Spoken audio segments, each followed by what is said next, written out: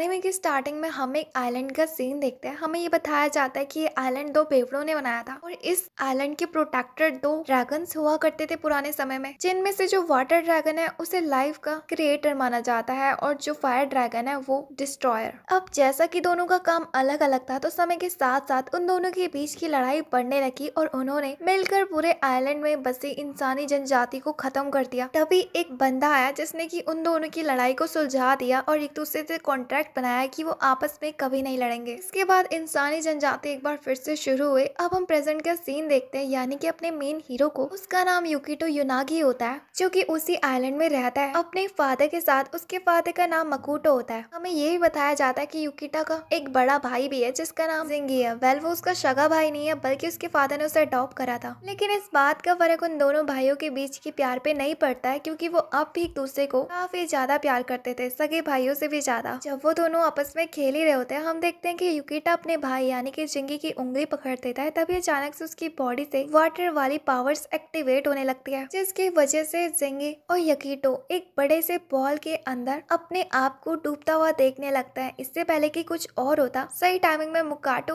उस जगह में आकर उस बॉल को तोड़ देता है, जिसपे कि वो दोनों के दोनों ही बच जाते हैं। इन सारी बातों से हम देखते हैं कि जिंगी कितना ज्यादा डर चुका था। जब वो अपने फादर से इस बारे में पूछता है तो मकाटो उसे बताता है कि असल में युकिटो काफी ज्यादा अलग बच्चा है, उसके अंदर स्पेशल पावर्स मौजूद है और आज वो पावर्स एक्टिवेट हो चुकी है। लेकिन उसके फादर जिंगी से कहते हैं कि वो इन सारी बातों के बारे में किसी को ना बताए, खास करके अपने बड़े भाइयों को, और इस बात को वो उससे सीक्रेट रखने के लिए कहता है। जिंगी उसके फादर से पूछता है कि क्या बड़े होकर युकिटो अपने ड्रैगन फॉर्म में वापस चले जाएगा, जिस पर उसके फादर कहते हैं कि हाँ, वो अपने रूप को बदल सकता है कभी भी, लेकिन अभी वो छोटा है तो उसे किसी के सहारे की जरूरत है। अब यहाँ पर जिंगी अपने भाई से वादा करता है कि वो हमेशा उसी के साथ रहेगा। वेल, इसके बाद हमें बताया जाता है कि असल में मकुटो एक टीचर है। उसके अंदर काफी ज्यादा बच्चे पढ़ने के लिए आते हैं, लेकिन आज तक उसने कभी भी किसी बच्चे को अपने बच्चे से अलग नहीं देखा। वो सबके सब वहाँ पे एक फैमिली की तरह रहते हैं। उनमें से हम दो लड़कों को देखते हैं, जिनमें से पहले का नाम हारू होता है, दूसरे का नाम आकू। वो लोग जब जंगल से हंटिंग करके आ ही रहे होते हैं, असल में वो यहाँ पे ट्रेनिंग सीख रहे थे आगे किसी भी फ्यूचर में कोई भी मुसीबत का सामना करने के लिए। वो दोनों आपस में झगड़ रहे होते हैं तो वहाँ की लैंडलेडी उससे कहती है कि अगर वो आपस में लड़ने लगेंगे तो तुम्हें पता ही है ना। युकिटो कितने ज्यादा सवाल पूछता है, जिस पर कि हम देखते हैं कि युकिटो के फादर हंसने लगते हैं। अब हम बाहर का सीन देखते हैं जहाँ पे कि वो दोनों के दोनों भाई आपस में प्रैक्टिस कर रहे होते हैं अपनी अपनी पावर्स की। तब उस जगह में जिंगी भी पहुंच जाता है और वो उनसे पूछता है कि आखिर तुम इतनी ट्रेनिंग करके कहाँ जाओगे, जिस पर वो बंदे बताते हैं कि भूलो मत, हमें भी पावरफुल बनना है और क्या पता मास्टर मकीटो के बाद हम इस जगह में सबसे ज्यादा पावरफुल जाने जाए। हम तुम्हारे तरह आलसी नहीं है जो कि ट्रेनिंग नहीं करते। वैसे तुम खड़े खड़े कर क्या रहे हो, क्या तुम्हें वाकई में पावरफुल नहीं बनना? जिस पर जिंगी कहता है कि मुझे पावरफुल बनने की जरूरत नहीं, मैं पहले ही बहुत ज्यादा स्ट्रॉन्ग हूँ। तभी उस जगह में मकीटो आकर से लात मार के नीचे गिरा देता है और कहता है कि तुम अपने आप को हीरो समझते हो क्या? प्रैक्टिस तो तुम्हें भी करनी पड़ेगी। अब जिस पर जिंगी उसे बताता है कि वो सिर्फ मजाक कर रहा था। वेल, इसके बाद वो दोनों जुड़वा भाई मास्टर मकीटो से कहते हैं कि क्या हम रिचुअल परफॉर्म करने के लिए तैयार है? आप देख सकते हैं हम कितना ज्यादा पावरफुल हो चुके हैं। लेकिन मकीटो उनकी बातों पर बिल्कुल भी एग्री नहीं होता, क्योंकि वो है तो अभी भी बच्चे और रिचुअल के लिए काफी ज्यादा पावर्स की जरूरत पड़ेगी, क्योंकि फायर ड्रैगन को समझा पाना इतना भी ज्यादा आसान नहीं है। हमें यहाँ पे बताया जाता है कि उन्होंने उस फायर ड्रैगन को एक अलग ही आइलैंड में बंदी बनाकर रखा हुआ है, क्योंकि वो गुस्से में आकर इस आइलैंड को बर्बाद ना करते, और इस वजह से उन्हें हर साल जाकर उस बैरियर को और भी ज्यादा स्ट्रॉन्ग करने के लिए रिचुअल परफॉर्म करना पड़ता है।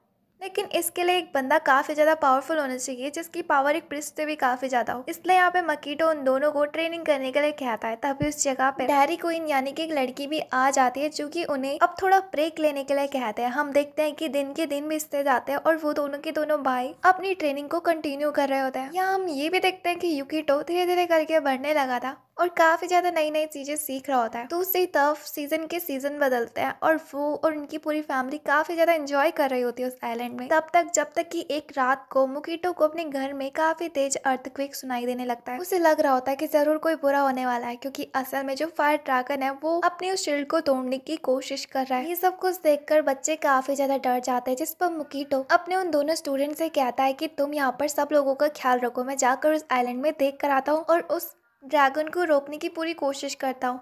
तभी अचानक से जैसे ही वो लोग बाहर जाते हैं, वो देखते हैं कि पूरे आसमान में अलग ही तरह के क्रिएचर्स फैल चुके हैं। यहाँ पर वो दोनों ट्विंस ब्रदर बिल्कुल भी तैयार नहीं थे अपने मास्टर को अकेले भेजने के लिए, इसलिए वो दोनों भी एग्री हो जाते हैं, ये कहते हुए कि अगर वो साथ में काम करेंगे तो वो जरूर सक्सेसफुल हो जाएंगे। जिसपे कि मकीटो के पास और कोई भी रास्ता नहीं था, इसलिए वो दोनों को भी साथ ले जाता है। यहाँ पर वो दोनों के दोनों ट्विन ब्रदर उस ड्रैगन को रोकने की पूरी कोशिश करते हैं, लेकिन हम देखते हैं कि तब तक देरी हो चुकी थी, क्योंकि उस ड्रैगन ने अपना शील्ड तोड़ दिया था। इसके बाद पूरे आइलैंड पे तबाही मचाने लगता है। आसपास के आइलैंड के जितने भी लोग थे वो उस जगह से भागने की कोशिश कर रहे होते हैं अपनी बोट्स को लेकर। यहाँ हम दूसरी तरफ जिंगी को भी देखते हैं, जो कि यकीटो के साथ होता है। वो वहाँ पर एक बंदे से कह रहा होता है कि प्लीज हमें भी बोट में बिठा लो। यहाँ दूसरी तरफ हम उन दोनों भाइयों को देखते हैं, यानी कि आको और हारू को।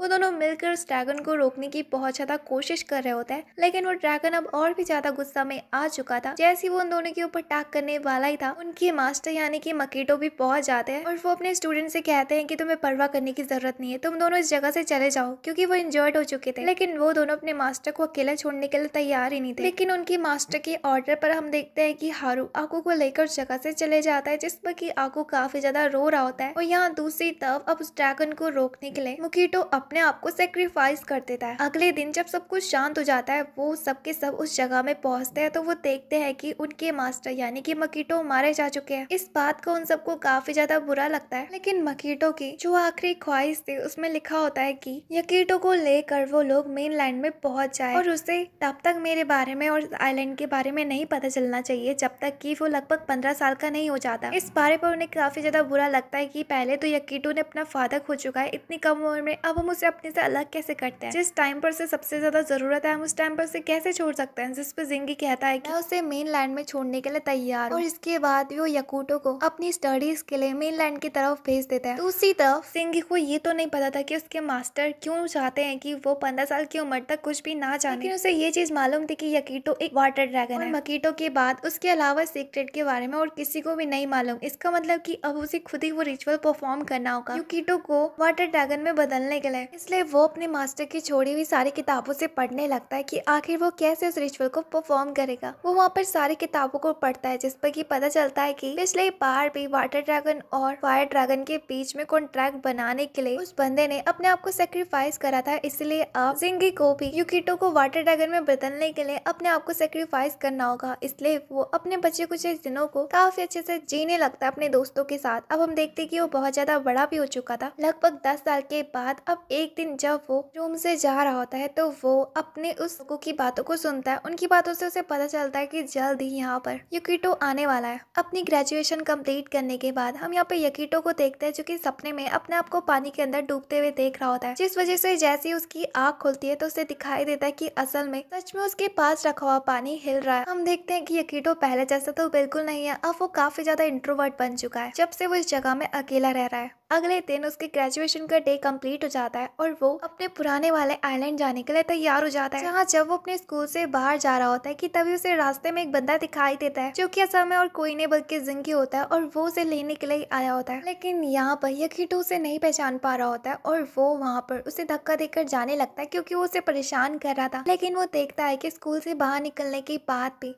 वो बंदा उसका पीछा नहीं छोड़ रहा, और रास्ते में जिंगी को एक आइडिया आता है और वो पुल से यकीटो को नीचे फेंक देता है पानी में, जिस पे कि यकीटो काफी ज्यादा हैरान होता है, क्योंकि उसे स्विमिंग करनी नहीं आती थी। इस वजह से वो पानी में डूबने लगता है, अपने स्कूल यूनिफॉर्म की वजह से तो और भी ज्यादा। तभी अचानक से हम देखते हैं कि उसकी आंखें चमकने लगती है और वो पानी में गोल गोल घूमने लगता है। उसे कुछ भी समझ नहीं आ रहा होता है कि तभी अचानक से उसे अपनी पास्ट की मेमोरी याद आने लगती है कि ऐसा तो पहले भी हो चुका है। दूसरी तरफ हम जिंगी को देखते हैं, जो कि अपनी पावर्स से पहले उसे रोक देता है और बचा लेता है डूबने से। उसकी पावर से यकीटो काफी ज्यादा हैरान होता है। वो उससे पूछता है कि आखिर और क्या कर सकते हो तुम, जिस पर कि हम देखते हैं कि जिंगी अपनी पावर से उसे एक बैग में बंद करके अलग ही बीच समुद्र में लेकर आ जाता है। सब कुछ देखकर यकीटो काफी ज्यादा हैरान होता है। उससे पूछता है कि आखिर वो यहाँ पे क्या कर रहा है, तो जिंगी बताता है कि वो अपने होम टाउन जा रहा है, यानी कि अपने बचपन के आइलैंड में। ये सुनकर वो काफी ज्यादा हैरान होता है। यकीटो सोचता है कि शायद से ये वही बंदा है जिसके बारे में मुझे इन्फॉर्म करा था कि वो मुझे लेने के लिए आएगा, लेकिन वो जिंगी के बारे में भूल चुका था, क्योंकि वो दोनों बचपन में ही अलग हो चुके थे। तो जिस पर जिंगी यकीटो को पूरी बातें बताने लगता है कि कैसे वो बचपन में काफी ज्यादा क्लोज थे, इवन कि उसे तो मैंने बिना चड्डी के भी देखा है, जिस पर यकीटो काफी ज्यादा हैरान होता है और उसके ऊपर चिल्लाने लगता है। अब उस जगह में पहुंचने के बाद दो लोग उसका स्वागत करते हैं, जो कि उनमें से एक का नाम एन्यू होता है और उस लड़के का नाम मोको। लेकिन यहाँ पर हम देखते हैं कि यकीटो उन दोनों को भी नहीं पहचान पा रहा होता है, जिस पर वो कहते हैं कि तुम्हें चिंता करने की जरूरत नहीं, इस जगह की वो सारी बातों को उसे याद दिलाने वाले हैं। अब जब वो लोग कार से जा रहे होते हैं, हम देखते हैं कि यकीटो बाहर एक क्रिएचर को उड़ते हुए देखता है, जिस पर एन्यू से बताती है कि असल में वो एक तरह का क्रिएचर है और ये सब तो यहाँ पर आम बात है। वेल, घर पहुंचने के बाद जिंगी यकीटो से कहता है कि तुम आसपास की चीजें देखो ना, तुम्हें कुछ याद आएगा। इसके बाद जब यहाँ पे यकीटो एक फोटो को देखता है जहाँ पर कि वो अपने पापा और सिंगी के साथ होता है, लेकिन वो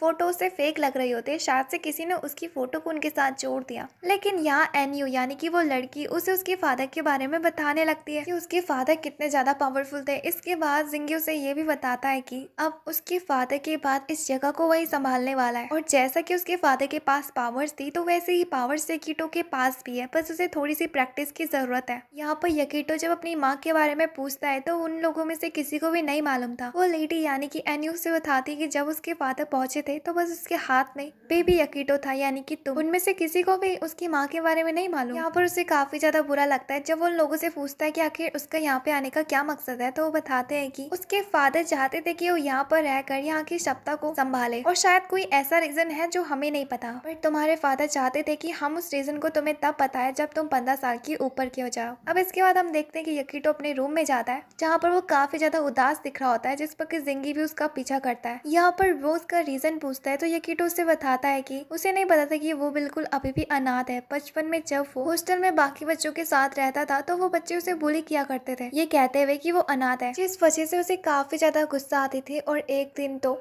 उसके अंदर की पावर्स इतनी ज्यादा हावी हो गई जिससे कि बाकी के आसपास के बच्चे डर गए। इस चीज का उसे आज तक दुख है कि उसकी वजह से वो बच्चे हर्ट हुए। जब वो पीछे मुड़ता है तो वो देखता है कि जिंगी तो उसकी बातों को सुन ही नहीं रहा, और वो फोन में हमारी एनिमे एक्सप्लेनेशन देखना है, जिस पर कि युकितो को काफी ज्यादा बुरा लगता है। उसे लगा था कि शायद कोई उसे सुन रहा होगा, बट हर बार की तरह वो भी उसे इग्नोर कर रहा है, इसलिए वो नाराज होते हुए बाहर चले जाता है। उसे यहाँ पर बुरा लग रहा होता है कि आखिर वो उस जगह पर आया ही क्यों। उसे लगा था कि शायद उसे अपने मिलेंगे यहाँ पर, बट यहाँ पर ना ही उसके पेरेंट्स है और ना ही कोई बंदा जो कि उसे सुन पाए। इससे अच्छा तो मैं अकेले ही सही था। तभी अचानक से वो एक तरह के क्रिएचर को नोटिस करता है जिसे कि उसने पहले भी देखा था, लेकिन इस बार वो पहले वाले से काफी ज्यादा अलग है, क्योंकि ये वाला काफी ज्यादा तकलीफ में होता है। तभी अचानक से वो पानी के अंदर गिर जाता है, और जैसे वो वापस बाहर निकलता है तो इस बार वो काफी बड़ा मॉन्स्टर में कन्वर्ट हो चुका था, जिसके बाद वो यहाँ पे यकीटो के ऊपर अटैक करने लगता है। बट सही टाइमिंग पर उस जगह में सिंगी आकर यकीटो को बचा लेता है, जिस पर यकीटो से देखकर कहता है कि आखिर वो है क्या। सिंगी उसके जवाब में बताता है कि असल में उस तरह के क्रिएचर्स है और वो ह्यूमन इमोशंस में डिपेंड करते हैं। तुम यहाँ पर नेगेटिव इमोशंस जनरेट करे थे, जिस वजह से वो एक डीमन में बदल गया। यकीटो को कुछ समझ में नहीं आता कि अब वो दोनों क्या करेंगे, जिस पर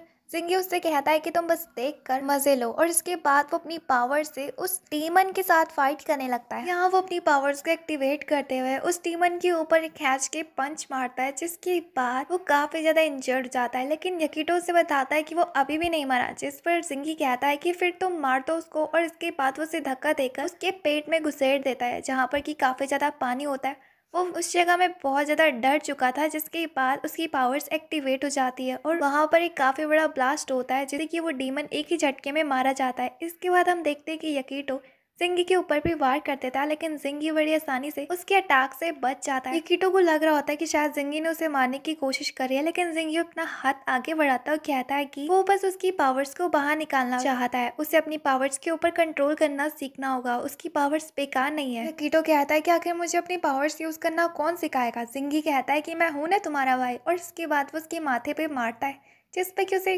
पास्ट का फ्लैशबैक याद आता है। वेल, हम अगले दिन से देखते हैं कि यकीटो अपनी ट्रेनिंग के लिए तैयार हो जाता है, जहाँ पर जिंगी उसके बगल में आकर बैठ जाता है। यहाँ पे यकीटो जिंगी से कहता है कि आखिर मैं कैसे पावर्स को सीखूंगा ऐसे बैठकर। जिंगी उसे बताता है कि उसे फोकस करना चाहिए अपने माइंड के अंदर, अपने अंदर की बॉडी की जो पावर्स है उसे सोचने की कोशिश करो, उसका ध्यान करो, तुम्हें अपने अंदर वो एनर्जी जरूर दिखेगी। हम देखते हैं कि यकीटो ऐसे ही करता है और उसे अपनी बॉडी के अंदर वाकई में वो चीज दिखाई भी देती है। अब यहाँ पर जिंगी को एक टास्क दिया जाता है जहाँ पर कि उन्हें एक डीमन को मारना था जो कि असल में आसपास घूम रहा है। जब वो दोनों उसे ढूंढने के लिए निकल पड़ते हैं, जिंगी अपने साथ में यकीटो को भी लेकर जाता है, ये कहते हुए कि इसी बहाने उसकी ट्रेनिंग भी हो जाएगी। यहाँ पर वो डीमन उसे पानी के अंदर दिखाई देता है जिस पर कि वो दोनों प्लान बना रहे होते हैं, लेकिन शोर के वजह से वो डीमन उन्हें ढूंढ लेता है, जिसके बाद वो डायरेक्ट जिंगी के ऊपर अटैक करने लगता है। यकीटो नोटिस करता है कि वो उसके ऊपर अटैक नहीं कर रहा, जिस पर जिंगी कहता है कि यही मौका है, अपनी पावर का यूज करो जब तक कि वो तुम्हें नहीं देख पा रहा। यकीटो वैसे ही करता है जिस पर कि वो इंजर्ड हो जाता है। सही मौके का फायदा उठाकर जिंगी उसके ऊपर वार करता है और वो उसे ब्लास्ट कर देता है। उन्हें पता चलता है कि वो मॉन्स्टर और किसी चीज से नहीं बल्कि गंदगी की वजह से बना हुआ है, लेकिन एक बार फिर से वो वहाँ पर जिंदा हो जाता है और वो जिंगी के ऊपर वार करने लगता है। जिंगी जो कि अपने आप को उस जगह से बचाने की कोशिश कर रहा होता है, वो यहाँ पे यकीटो से कहता है कि कुछ करो जल्दी। यकीटो को कुछ समझ में नहीं आ रहा होता है कि आखिर वो कौन सी पावर का यूज करेगा। तभी दूसरी तरफ वो मॉन्स्टर उसके ऊपर अटैक कर देता है, जिस वजह से जिंगी नीचे गिर जाता है। इससे पहले कि वो उसे मारता, उस जगह में हम देखते हैं कि हारू भी पहुंच जाता है, जो कि अपनी पावर से उस मॉन्स्टर की नेगेटिव एनर्जी को प्योरीफाई कर देता है, जिसके बाद मॉन्स्टर बिल्कुल खत्म हो जाता है। हारू नीचे उतरता है, हम देखते हैं कि अब तो वो लगभग प्रिस्ट बन चुका था हाई लेवल का। यहाँ पर वो जिंगी से कहता है कि वो इतनी ज्यादा ड्रिंक पी रहा है आजकल कि उसने पूरे आइलैंड में कचरा फैला के रखा हुआ है, पता भी उसकी वजह से कितनी ज्यादा नेगेटिव एनर्जी बाहर आ रही है। दूसरी तरफ हम यकीटो को देखते हैं जो कि हारू को थैंक्स बोलता है उनकी जान बचाने के लिए। हारू जब पीछे उठता है और वो यकीटो को पहचानता है तो वो उसे अपनी गोदी में उठा लेता है, क्योंकि वो उसे अभी भी बच्चा लग रहा होता है। यहाँ पर हम देखते हैं कि यकीटो काफी ज्यादा हैरान होता है। दूसरी तरफ जिंगी हारू से कहता है कि अगर वो ऐसा करेगा तो वो उसे डरा देगा। इसके बाद वो उसे नीचे उतारता है और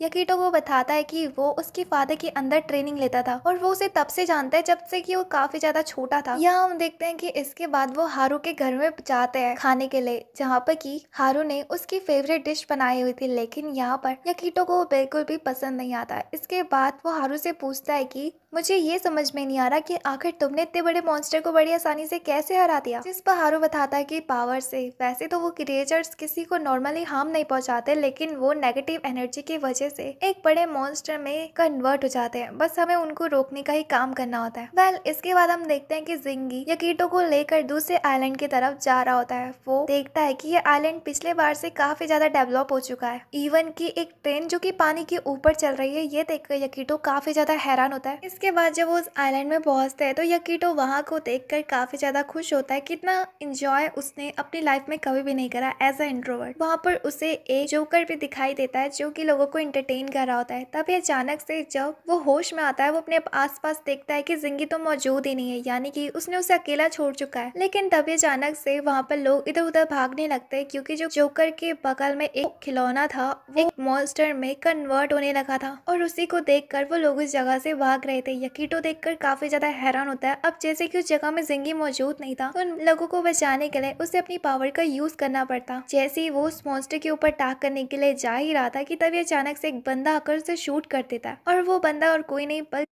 आका होता है, यानी कि मारू का जुड़वा भाई। आका भी यकीटो को देखकर काफी ज्यादा हैरान होता है बाकी लोगों की तरह। यहाँ वो यकीटो को बताता है कि उसके ट्रैप करे हुए काफी ज्यादा मॉन्स्टर्स बाहर निकल चुके हैं। अब कैसे भी करके उसे बैरियर को और भी मजबूत बनाना पड़ेगा। यहाँ पर यकीटो उसे नहीं पहचान पा रहा होता है, लेकिन आका उसे पहचान चुका था और वो उसे बताता है कि वो उसके पापा के अंडर ट्रेनिंग लेता था और वो भी उसका स्टूडेंट है। वेल, इसके बाद वो दोनों पुरानी बातों के बारे में बातें करते करते यहाँ पर आका उससे एक बार में लेकर आ जाता है। वहाँ पर वो दोनों ड्रिंक करने के लिए बैठते हैं। वो इस बार में और किसी को नहीं बल्कि जिंगी को देखता है।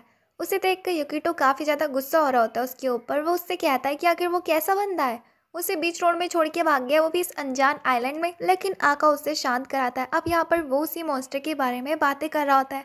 लास्ट टाइम जब उसने आका के जुड़वा भाई यानी कि मारू को देखा था, तो उसने बड़े प्यार से उस मॉन्स्टर को प्योरीफाई करके उसे उसकी पुरानी फॉर्म में कन्वर्ट कर दिया था। लेकिन मैंने तुम्हें देखा, तुमने कितनी बेरहमी से उस मॉन्स्टर को मार दिया, आखिर क्यों? जिस पर आका बताता है कि उन्हें प्योरीफाई करने वाला मेथड काफी ज्यादा बेकार है, क्योंकि वो उसके बाद एक बार फिर से जिंदा हो जाते हैं और उनको कोई भी भरोसा नहीं है वो कभी भी पलट जाए। और वो यहाँ पे असल में टूरिस्ट के ऊपर अटैक करते हैं, उन्हें डराने की कोशिश करते हैं। बाहरी लोगों को इन आइलैंड के सीक्रेट्स के बारे में नहीं मालूम और हम नहीं चाहते कि वो इन सारी चीजों के बारे में जाने, इसलिए मैं उन सब का एक ही बार में काम तमाम कर देता हूँ। लेकिन यकीटो उसकी बातों पर बिल्कुल भी एग्री नहीं होता और उसे उसका मेथड बिल्कुल भी अच्छा नहीं लगता। तभी वहाँ पर आका की स्टूडेंट भी पहुंच जाती है, जो कि उसे बताती है कि मास्टर, हमें उस मॉन्स्टर के बारे में पता चल चुका है, उसकी असली लोकेशन, जिसकी क्लोन का आपने थोड़ी देर पहले ही एनकाउंटर करा था। यकीटो इन सारी बातों को सुनकर काफी ज्यादा कंफ्यूज होता है कि आखिर किसी के क्लोन्स का मतलब क्या होता है। आका उसे बताता है कि मॉन्स्टर जो कि ज्यादा पावरफुल होते हैं वो अपने जैसे क्लोन्स बनाकर सिटी में इधर उधर लोगों को परेशान करने के लिए छोड़ देते हैं। जब तक हम उस मॉन्स्टर को नहीं मार पाएंगे तो उसके क्लोन्स को खत्म करने का कोई भी रीजन नहीं है। और वैसे भी मेरे लिए मॉन्स्टर्स की जान से बढ़कर इंसानों की जान है। और यहाँ पर वो जिंगी को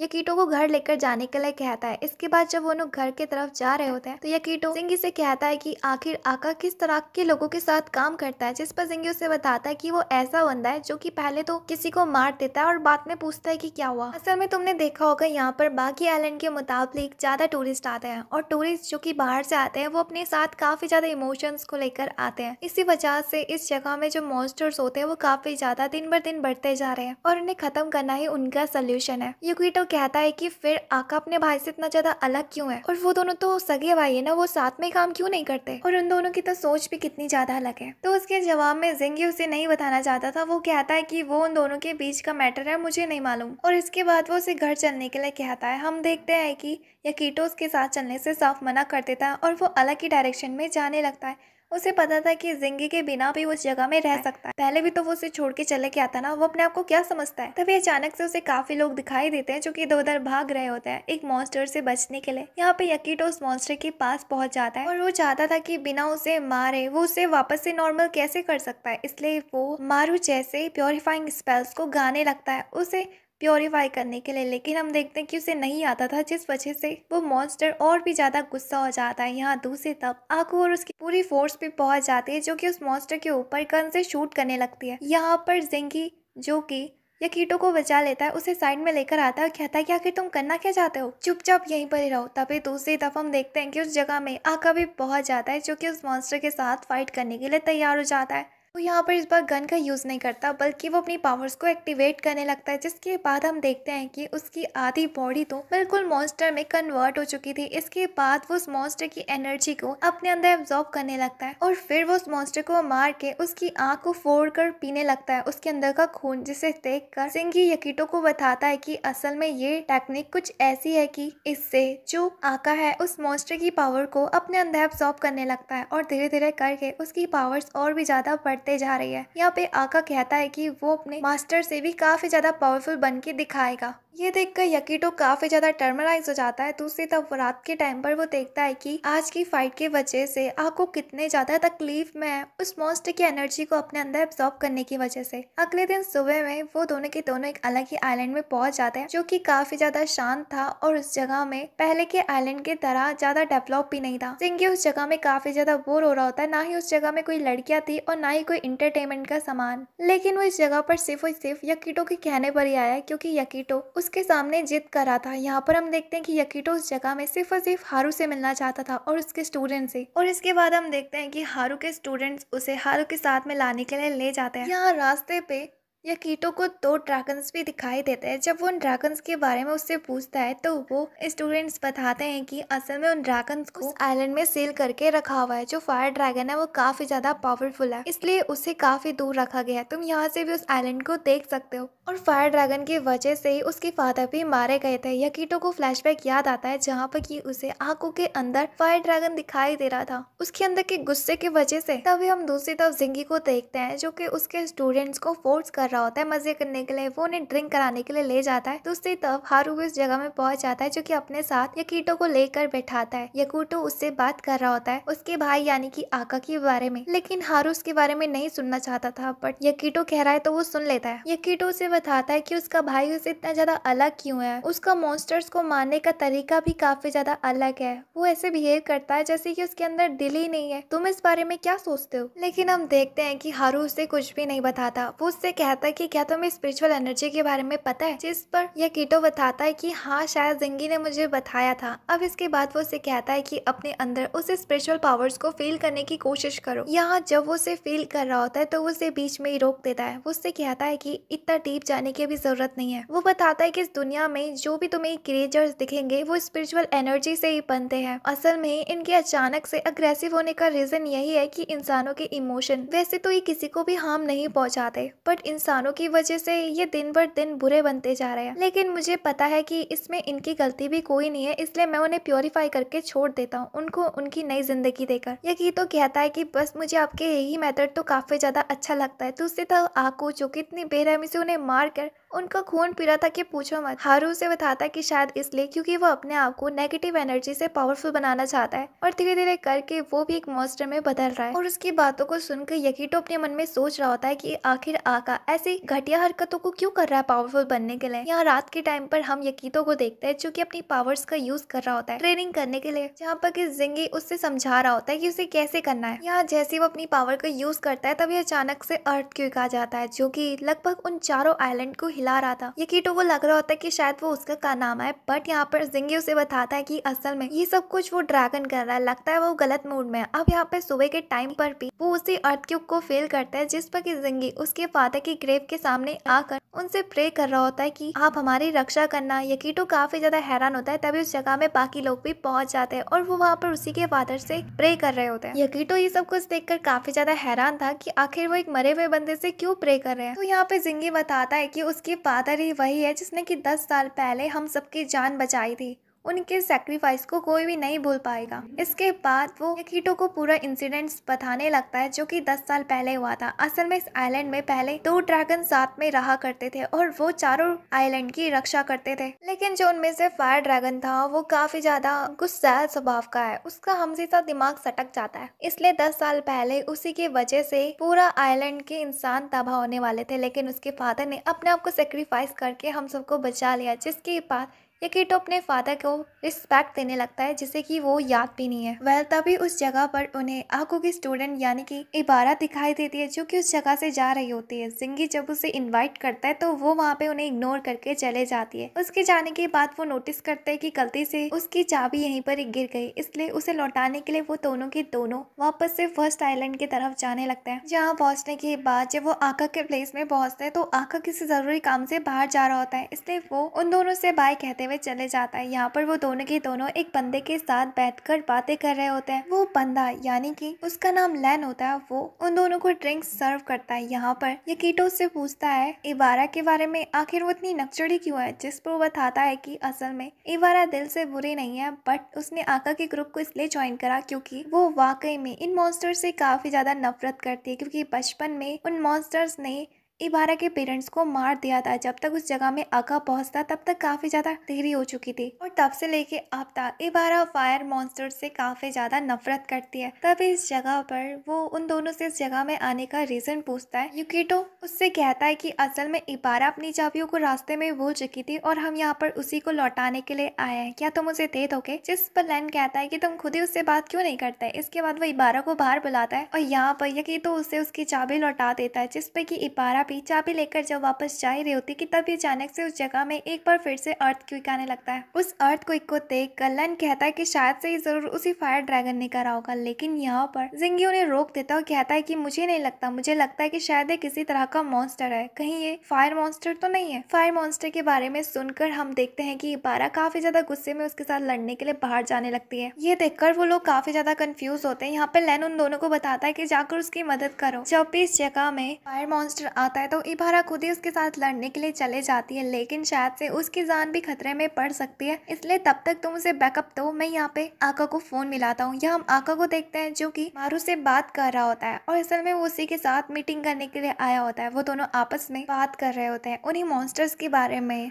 आका उसे लास्ट एनकाउंटर के बारे में बता रहा होता है कि तभी उसे लैन का कॉल रिसीव होता है। लैन उसे बताता है उसी फायर मॉन्स्टर के बारे में, जिसके बारे में सुनकर वो काफी ज्यादा हैरान होता है। तो उसी तरफ हम जिंगी और यकीटो को देखते हैं जो कि इबारा का पीछा कर रहे होते हैं। असल में उस फायर मॉन्स्टर ने एक बंदी के घर में आग लगा दी थी और इसके बाद जब वो बाहर भाग रहा होता है तो यहाँ पे इबारा उसे रोकने के लिए अपनी पावर का पूरा यूज कर रही होती है। वो बस फायर मॉन्स्टर से अपना बदला लेना चाहती थी, इसलिए वो उस जगह से पीछे नहीं हटती बल्कि उसके साथ फाइट करने लगती है। लेकिन वो मॉन्स्टर इबारा के ऊपर भारी पड़ रहा होता है, जिस पर कि हम देखते हैं कि यकीटा बीच में खड़ा हो जाता है उसे बचाने के लिए। यहाँ पर वो अपनी वाटर की पावर से शील्ड बनाता है और यहाँ पर वो स्पेल्स गाकर उसके ऊपर अटैक करता है, लेकिन वो अटैक काफी नहीं था जो कि उस मॉन्स्टर को खत्म कर पाए। यहाँ पे इबारा को यकीटो में और किसी की नहीं बल्कि आका की झलक दिख रही होती है, जैसे कि लास्ट बार उसने उसे बचाया था। तो उसी तरफ हम यकीटो को देखते हैं जो कि इबारा को कह रहा होता है कि तुम इस जगह से भाग जाओ, लेकिन हम देखते हैं कि उस जगह में हारू के स्टूडेंट्स भी पहुंच जाते हैं। लेकिन यकीटा उन सबसे कह रहा होता है कि तुम इस जगह से निकल जाओ इससे पहले कि हम सबको मार दे। लेकिन इबारा कहती है कि भागने का कोई भी फायदा नहीं है, अगर हम भाग भी गए तब भी ये मॉन्स्टर हमारा पीछा करते करते पूरे आइलैंड के लोगों के ऊपर तबाही मचा देगा, इसलिए आज हमें इसी वक्त इसी का यहाँ पे खेल खत्म करना ही होगा। और फिर वो अपनी पावर से उसके ऊपर अटैक करने लगती है, पर तभी भी वो मॉन्स्टर नहीं मरता। इसके बाद हम देखते हैं कि यकीटा और इबारा साथ में मिलकर उसके ऊपर अटैक करने लगता है। यकीटा अपनी पानी वाली पावर से उसकी आग बुझाने की कोशिश करता है, लेकिन इससे भी बात नहीं बन रही थी, जिस पर कि यकीटा उन दोनों स्टूडेंट्स को भी ज्वाइन करने के लिए कहता है और वो चारों के चारों मिलकर अपनी पावर से एक के बाद एक उसके ऊपर अटैक कर रहे थे, जिस पर कि वो मॉन्स्टर उस जगह पर प्योरीफाई होकर वापस से नॉर्मल क्रिएचर में बदल जाता है। जिसके बाद वो लोग अपनी खुशी मना ही रहे होते कि तभी अचानक से 3 आग के गोले डायरेक्ट जमीन में आकर गिरते हैं उन्हीं के सामने, और वो भी मॉन्स्टर्स में कन्वर्ट हो जाते हैं। उनके उस जगह में गिरते ही हम देखते हैं कि काफी बड़ा ब्लास्ट होता है, लेकिन युकीटो ने अपनी शर की मदद से उन सबको बचा लिया था। उस जगह में इबारा को देखते हैं जो कि कहती है कि जाकर बैकअप बुला कर लाओ, मैं तब तक इन्हें रोकने की कोशिश करती हूँ। और जैसे वो उस जगह से भागने की कोशिश करते हैं हम देखते हैं कि वो उनके आसपास आग को फैला देता है, जिससे कि वो उस जगह से बाहर भी नहीं निकल पाते। यहाँ पर ये सब कुछ देखकर हम देखते हैं कि युकीटो अपनी पावर का यूज करने के लिए तैयार हो जाता है। वो अपनी पावर का यूज करके बाकी लोगों को बचाना चाहता था, अपने फादर की तरह वो अपने आप को सेक्रीफाइस करने के लिए तैयार हो जाता है। तभी उस जगह पर हम देखते हैं कि हारू और आका भी पहुंच जाते हैं, जो कि अपनी मदद से उन सारे मॉन्स्टर्स को मार देते हैं। लेकिन तभी उनमें से एक मॉन्स्टर जो कि वापस से जिंदा हो जाता है, उसे मारने के लिए जैसे आका उसकी आंख को निकाल रहा होता है हम देखते हैं कि हारू उसे प्योरीफाई करके छोड़ देता है, जिस पर कि आका को काफी ज्यादा गुस्सा आती है। वो कहता है कि आखिर उसकी हिम्मत कैसे हुई उसके दुश्मन को छोड़ने की, जिस पर हारू उससे कहता है कि जानते भी हो अगर इन सारी चीजों के बारे में हमारे मास्टर को पता चलेगा कि तुम नेगेटिव एनर्जी का यूज कर रहे हो तो उन्हें कितना ज्यादा बुरा लगेगा। लेकिन उसे घंटा भी फर्क नहीं पड़ रहा होता है। वो कहता है कि मैं अपने मास्टर से भी ज्यादा पावरफुल बनना चाहता हूँ, और यही तो वो चाहते थे ना। वहाँ पर जब वो दोनों आपस में लड़ ही रहे होते कि तभी एक मॉन्स्टर फिर से उठकर आ जाता है उसे मारने के लिए। हम देखते हैं कि हारू पहले उसके हाथों को तोड़ देता है और दूसरी तरफ आगा उसकी आंख को बाहर निकाल देता है, और जैसे ही वो उसकी आंख को पकड़ने के लिए जा रहा था तो हम देखते हैं कि हारू उसे अपनी विंड वाली पावर से रोक देता है, और इसके बाद वो दोनों आपस में झगड़ने लगता है। तो दूसरी तरफ जिंगी सही मौके का फायदा उठाकर उस आग को प्योरीफाई करके छोड़ देता है। यहाँ पर अपने मास्टर्स को लड़ता हुआ देखकर उनके स्टूडेंट्स काफी ज्यादा नाराज होते हैं। अब जब ये बात उन दोनों को रियलाइज होती है तो वो अपने स्टूडेंट से माफी मांगते हैं। यहाँ शाम के टाइम हम उन सारे स्टूडेंट्स को देखते हैं जो कि अपने अपने आइलैंड की तरफ जाने वाले थे। तो वो एक दूसरे को लास्ट बार गुड बाय कह रहे होते हैं और उम्मीद करते हैं कि वो लोग जल्द ही मिलेंगे। यहाँ यकीटो इबारा को थैंक्स कह रहा होता है और कहता है कि तुम्हारे साथ मिलकर लड़ने में मुझे काफी ज्यादा मजा आया। उम्मीद है कि हम बाद में भी मॉन्स्टर्स को हराने के लिए साथ में काम करें। जिस पर इबारा उससे अपना फोन नंबर दे देती है, जिससे कि वो उसके साथ टच में और भी ज्यादा रह सकती है। इस पर हम देखते हैं कि हारू के स्टूडेंट्स भी उसे अपना नंबर दे रहे होते हैं, लेकिन यहाँ पर इबारा मना कर देती है, ये कहते हुए कि अगर हमारे मास्टर्स को इन बारे में पता चलेगा तो वो काफी ज्यादा गुस्सा करेंगे। लेकिन जिस पर बाकी लोग कहते हैं कि किसने कहा, हम फ्री टाइम पर तो टच में रह ही सकते हैं सबके सब। हम यहाँ पर रात के टाइम युकीटो को देखते हैं जो कि घर में पहुंच चुका था। वो वहाँ पर नीयू से पूछता होता है कि आकर हारू के बीच में आखिर ऐसा क्या हुआ कि वो दोनों इतने ज्यादा एक दूसरे के दुश्मन बन चुके हैं। यानी कि वो दोनों तो ट्विन ब्रदर्स थे ना, और बचपन से लेके बड़े तक उन्होंने ट्रेनिंग भी साथ में ही ली थी। एनयू से बताते कि वैसे मुझे ज्यादा कुछ तो नहीं मालूम, बट मुझे इतना पता है कि जिस दिन उन्हें पता चला था कि उनके मास्टर ने अपने आप को सेक्रीफाइस कर दिया, इस पर आका काफी ज्यादा रोता है, क्योंकि हारू ने अपने मास्टर के कहने पर आका को अपने साथ जबरदस्ती खींच के ले गया था। अगर वो दोनों वहाँ पर मिलकर थोड़ी देर और काम करते तो शायद वो उसकी जान बचा पाते, ऐसे आका को लग रहा होता है। इसलिए वो पावरफुल बनने के लिए अपने आप को एक अलग ही आइलैंड में शिफ्ट कर देता है, यानी कि अब वो हारू के साथ नहीं रहना चाहता था। और धीरे धीरे करके उन दोनों की तकरार बदलती गई उनकी सोच की वजह से। अगले दिन हम युकितो को देखते हैं जो कि शाम के टाइम पर जब सो रहा होता है और उसके बगल में रिंगी जो कि ड्रिंक पी रहा होता है। यहाँ हम युकितो को देखते हैं जो कि सपने में वापस से बुरा सपना देख रहा होता है। वो सपने में देख रहा होता है कि इस बार वो डूब तो नहीं रहा बल्कि वो उस पानी में तैर सक रहा है। जब वो पानी के अंदर जाने की कोशिश करता है और उस चीज को देखने की कोशिश करता है तो उसे वहाँ पर एक काफी बड़ा मॉन्स्टर दिखाई देता है जो कि ये कीटो को अपने पास ही खींच रहा था, जिस वजह से उसे वहाँ पे घुटन होने लगती है। अचानक से उसका सपना टूट जाता है। जिंगी उससे पूछता है कि तुम ठीक तो, जिस पर ये कीटो बताता है कि ये तो रोज का ही है, मुझे ऐसे सपने हमेशा आते ही रहते हैं। यहाँ जिंगी उसकी आंखों को नोटिस करता है जो कि काफी ज्यादा चमक रही होती है, लेकिन इसके बारे में वो यकीटो से नहीं पूछता। दूसरी तरफ यकीटो को फोन में मैसेज आता है जहाँ पे कि ग्रुप में उसके फ्रेंड्स उसे आज के फेस्टिवल के लिए रात के टाइम पर थर्ड आइलैंड में बुला रहे होते हैं। यकीटो काफी ज्यादा खुश था कि इतने दिनों बाद उसका कोई नया दोस्त बना है। फेस्टिवल के बारे में यहाँ पे कीटो जिंगी को भी बताता है, जिस पर कि जिंगी उसे एक मार्क्स देता, कहता है कि क्या तुम तैयार हो आने के लिए, और इसके बाद वो भी फेस्टिवल के लिए निकल पड़ते हैं। हम देखते हैं कि फेस्टिवल में वो सबके सब दोस्त काफी ज्यादा मजे करते हैं। दूसरी तरफ हम आका को देखते हैं जो कि नोटिस कर रहा होता है उसी आइलैंड की तरफ जहाँ पे कि उन्होंने उस फायर ड्रैगन को बांध कर रखा हुआ था। उस जगह में एक बार फिर से वो ड्रैगन काफी ज्यादा गुस्से में था और वो उस जगह से भागने की भी कोशिश कर रहा था। इस चीज को दूर से भी देखा जा रहा था। यहाँ फेस्टिवल के लोग भी उस चीज को नोटिस करते हैं कि काफी बड़ा डिजास्टर आने वाला है, इसलिए वो लोग पैनिक होने लगता है और जगह से जाने लगता है। दूसरी तरफ ये सब कुछ देखकर यकीटो निंगी से पूछता है कि अब हम क्या करेंगे, जिस पर जिंगी बताता है कि तुम्हें ये आइलैंड कैसा लगता है, यहाँ के लोग कैसे लगता है, जिस पर यकीटो कहता है कि क्या सवाल पूछ रहे हो, ये कोई टाइम ऐसे सवाल पूछने का, ऑफ कोर्स मैं इस आइलैंड से और यहाँ के लोगों से प्यार करता हूँ। उसके जवाब में जिंगी कहता है कि मैं भी।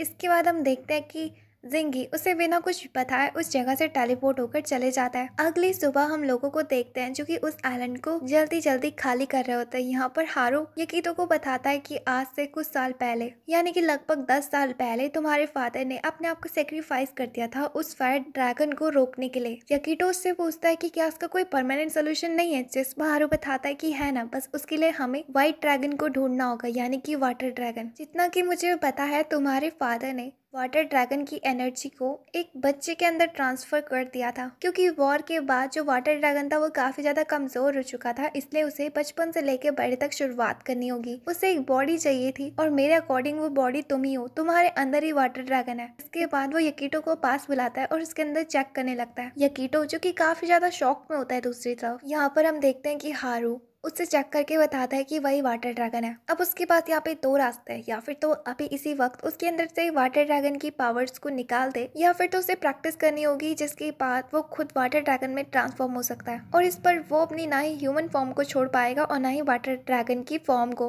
वो कहता है कि ये सही टाइमिंग नहीं है, इसलिए ये काम मुझे ही करना होगा। आज से 10 साल पहले मेरे मास्टर ने इस काम को करा था और आज मैं अपने आप को सेक्रीफाइस करने के लिए तैयार हूँ। उसके स्टूडेंट उससे कहते हैं कि प्लीज हमें भी अपने साथ ले जाओ, लेकिन हारू साफ मना कर देता, कहता है कि मैं किसी की जान को खतरे में नहीं डाल सकता। उम्मीद है कि मेरे जाने के बाद तुम अपने इन दोस्तों के साथ ही रहोगे। इसके बाद वो उस जगह से टेलीपोर्ट होकर फोर्थ आइलैंड में पहुंच जाता है, जहाँ पे कि ऑलरेडी आका भी मौजूद होता है। यहाँ पर वो दोनों एक दूसरे से लड़ने लगते हैं, ये कहते हुए कि उसका ज्यादा जरूरी है जितना रहना, और दूसरा कहता है कि उसका। यहाँ दूसरी तरफ हम उस फायर ड्रैगन को देखते हैं जो कि उसकी लड़ाई का फायदा उठाकर अचानक से उनके ऊपर अटैक कर देता है, जिसपे कि आका भी अपनी पावर्स को एक्टिवेट कर देता है, यानी कि वो अपने हाथ को डिमोनिक आर्म में बदल देता है। इसके बाद वो उस ड्रैगन के ऊपर जैसे ही काफी जोर का वार करता है, लेकिन हम देखते हैं कि इसका कोई भी फायदा नहीं था। वो फायर ड्रैगन वाकई में काफी ज्यादा पावरफुल था, जिसे देखकर हारू से साइड करता है और कहता है कि मैंने कहा ना, मैं उसके साथ फाइट करूंगा, और एक बार फिर से वो दोनों लड़ने लगते हैं। यहाँ पर वो कहते हैं कि चलो साथ में लड़ते हैं, और यहाँ वो साथ में उस ड्रैगन के ऊपर अटैक करता है, लेकिन तभी भी उस ड्रैगन को एक खरोच तक भी नहीं आती। तो उसी तरफ उन दोनों की एनर्जी बिल्कुल खत्म हो चुकी थी। यहाँ पर वो ड्रैगन अचानक से आका के ऊपर अटैक कर देता है, जिस पर कि वो काफी ज्यादा इंजर्ड हो जाता है। हारू उसे चेक करने के लिए जाता है। जब वो ये देखता है कि आका की तबीयत काफी ज्यादा बिगड़ रही है, इसलिए वो उसे इस जगह से लेकर भागने में ही भलाई समझता है, लेकिन वो ड्रैगन पीछे से उनके ऊपर वार कर देता है। सही टाइमिंग में उस जगह पर हम देखते हैं कि यकीटो और उसके बाकी साथी भी पहुंच चुके थे। यहाँ पे यकीटो शील्ड बनाकर उन्हें बचा लेता है। वहाँ पर वो दोनों के दोनों अपने स्टूडेंट्स को देखकर काफी ज्यादा गुस्सा हो रहे होते हैं उनके ऊपर, लेकिन ये टाइम गुस्सा होने के लिए नहीं था, इसलिए वो साथ में काम करने के लिए एग्री हो जाता है। वो सबके सब स्टूडेंट्स भी और मास्टर भी साथ में उस ड्रैगन के ऊपर वार करते हैं लगातार, लेकिन तब भी उससे कोई फर्क नहीं पड़ता, इवन की उन्हीं के स्ट्रेंथ होते जा रहे थी। यहाँ पर हम देखते हैं कि आका जो कि अपनी पूरी बॉडी को एक डिमोनिक बॉडी में बदल लेता है, वो उसके साथ फाइट करने के लिए पड़ता है, लेकिन हम देखते हैं कि वो ड्रैगन वाकई में बहुत ज्यादा पावरफुल था और उसे उस अटैक का भी कुछ भी नहीं होता। अब उस जगह में सिचुएशन को पूरा खराब होता हुआ देख हम देखते हैं कि जिंगी पहुंचता है और वो यकीटो के पास आता है और कहता है कि लगता है आज वो टाइम आ ही चुका है जिसके लिए मैं अपनी पूरी जिंदगी पर पढ़ाई कर रहा था, यानी कि रिचुअल करने का। वो यकीटो से पूछता है कि क्या तुम्हें अपने वाटर ड्रैगन फॉर्म में आना है, तो यकीटो कहता है कि हाँ मैं इस आइलैंड को बचाना चाहता हूँ, जिस पर हम देखते हैं कि जिंगी भी अपने आपको सेक्रीफाइस करने के लिए तैयार हो जाता है इस आइलैंड को बचाने के लिए, क्योंकि वो इस आइलैंड को और यहाँ के सब लोगों से काफी प्यार करता है। और वो यहाँ पर थोड़ा सा भी समय बर्बाद न करते हुए रिचुअल को स्टार्ट करता है, जहाँ वो अपनी पावर से यकीटो की बॉडी के अंदर पहुंच जाता है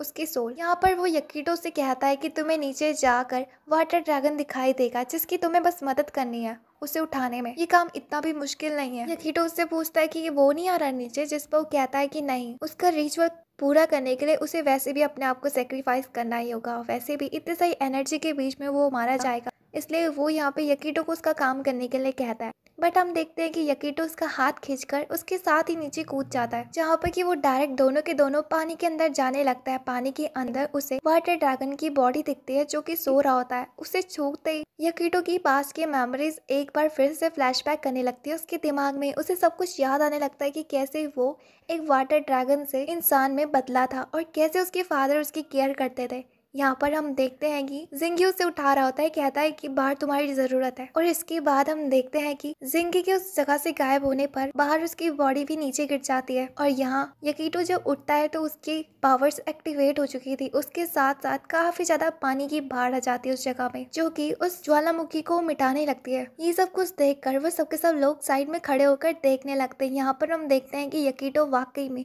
वाटर ड्रैगन में बदल चुका था, और इसके बाद वो दोनों की दोनों ही आपस में फाइट करने लगता है। यहाँ वो लोग आपस में बातें कर रहे होते हैं कि यकीटो को अपना मकसद याद तो है ना, उसे लड़ना नहीं बल्कि फायर ड्रैगन को समझाना होगा। यहाँ पर हम इबारा को देखते हैं कि सोच रही होती है क्या यकीटो वापस से ह्यूमन बॉडी में आ भी पाएगा कभी। दूसरी तरफ यकीटो जो कि फायर ड्रैगन से बात करने की कोशिश कर रहा होता है, वो उसे समझा रहा होता है कि उसे माफ कर दो, मुझे पता है कि मैंने आने में काफी ज्यादा देरी कर दी और तुमने मेरा कितना इंतजार करा था ना। उसकी बातों पर हम देखते हैं कि वो फायर ड्रैगन शांत हो जाता है, यानी कि वो दोनों के बीच का कॉन्ट्रैक्ट साइन हो चुका है और वो दोनों के दोनों एक साथ खुशी खुशी चले जाते हैं। दूसरी तरफ हम यहाँ पर बाहर यकीटो को देखते हैं जो कि अपनी ह्यूमन बॉडी में एक बार फिर से आ चुका था। वो यहाँ पे जिंगी को उठाने की कोशिश कर रहा होता है, लेकिन जिंगी जो कि रिचुअल की वजह से मारा गया था, इसलिए सबके सब लोग दुख मना रहे होते हैं और इसके बारे में वो सारे लोगों को इन्फॉर्म भी करते हैं कि जिंगी मारा जा चुका है। इसके बाद हम देखते हैं कि वो लोग उसके फनरल भी मना रहे होते हैं। दूसरी तरफ जिंगी जो कि अकेले में बैठ कर इन सब का जिम्मेदार खुद को ही मान रहा होता है, ये कहते हुए कि उसने बहुत अपने खोए हैं, पहले अपने पेरेंट्स और